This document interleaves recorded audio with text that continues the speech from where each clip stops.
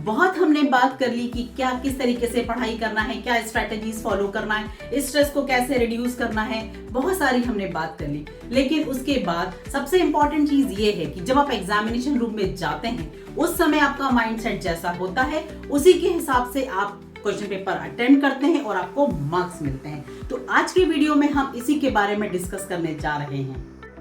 Hello everyone, welcome to just minded.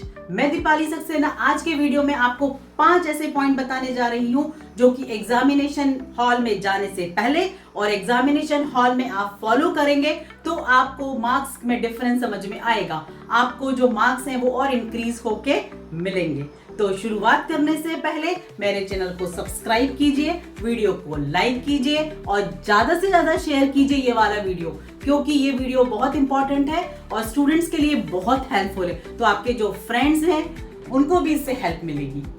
सबसे पहले हम बात करते हैं कि एग्जामिनेशन हॉल में जाने से पहले आपको आपके फ्रेंड्स मिलते हैं तो आपको उनसे किसी भी तरीके का कोई भी डिस्कशन नहीं करना है। आपने क्या पढ़ाई कर ली है, आप क्या पढ़ के आए हो, उन्होंने क्या नया पढ़ा है, उस बारे में कुछ भी डिस्कशन नहीं करना है। आपको शांत रहना है, आप जो पढ़कर आए हो उसी पे फोकस करना है। और इसके बाद में जब आप एग्जामिनेशन हॉल से बाहर आते हो उसके बाद भी कोई डिस्कशन नहीं करना है। आपने क्या एग्जाम लिखा है, कौन से आंसर का सही आंसर है, क्या आंसर है, ये भी डिस्कस नहीं करना है। और घर पे आकर भी आपको वो टैली नहीं करना है कि आपके कौन से आंसर सही है और कौन से गलत है। उसके बाद हम दूसरी बात करते हैं कि आपने देखा होगा या शायद आप भी ऐसा करते होंगे कि घर से निकलते हैं, बस में बैठते हैं या कार में बैठते हैं, जिस भी व्हीकल से आप जाते हैं उससे जाते हैं और जाते जाते तक आपके हाथ में बुक्स रहती हैं। और एग्जामिनेशन रूम में जाने से पहले तक 5 मिनट 2 मिनट पहले तक आपके हाथ में बुक्स रहती हैं। तो इसको अवॉइड करना है। इससे भी आपकी मेमोरी इफेक्ट होती है और आप एग्जाम में आंसर अच्छे से प्रॉपरली नहीं लिख पाते हैं, क्योंकि आपका जो मेमोरी है उसको भी जो भी आप पढ़ते हैं उसको सेट करने के लिए थोड़ा वक्त चाहिए होता है। तो एग्जाम से 2 घंटे पहले आपको अपनी बुक्स छोड़ देना है। सबसे इंपॉर्टेंट पॉइंट है, जब क्वेश्चन पेपर आपके हाथ में आता है अपने माइंड को रिलैक्स करिए, कूल डाउन करिए। उसके बाद क्वेश्चन पेपर को अच्छी तरीके से रीड कीजिए कि क्वेश्चंस किस तरीके के आए हैं, कौन से क्वेश्चंस आपको डिफिकल्ट लग रहे हैं, कौन से क्वेश्चंस आपको इजी लग रहे हैं, वो आपको पहले अटेंड करना है। क्या पूछा जा रहा है, क्या आपको उसमें लिखना है, कितने मार्क्स का है, कितना कंटेंट आपको लिखना है। ऐसा नहीं है कि आपको एक आंसर अच्छे से आता है पर वो 2 मार्क्स का है तो आपने उसे बहुत सारा लिख दिया, या एक 5 मार्क्स का आया है लेकिन आपको अच्छे से नहीं आता तो उसमें आपने कम लिख दिया। तो आपको ऐसा नहीं करना है और सारे क्वेश्चंस अटेम्प्ट करने की कोशिश करना है, क्योंकि सारे क्वेश्चंस अटेम्प्ट करेंगे तो आप कुछ ना कुछ उसमें मार्क्स आपको मिलेंगे ही।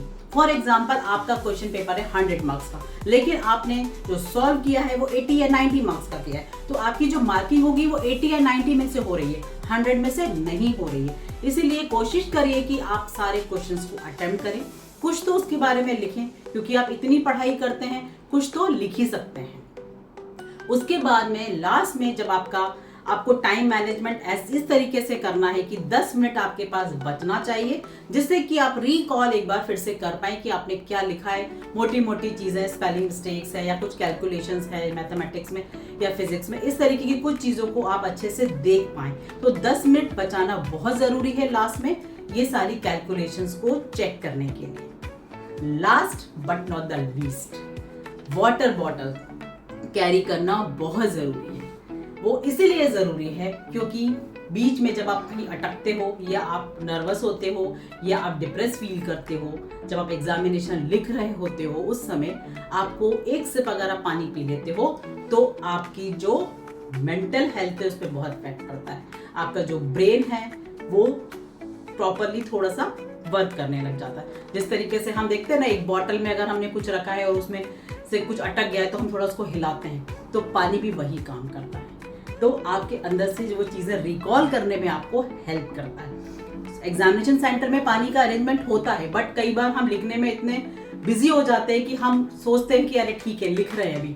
अगर बॉटल आपके पास में होगी तो आप इमीडिएटली उसको उठा के पानी पी सकते हैं। तो ये कैरी करना ना भूलें। तो डरने की जरूरत नहीं है।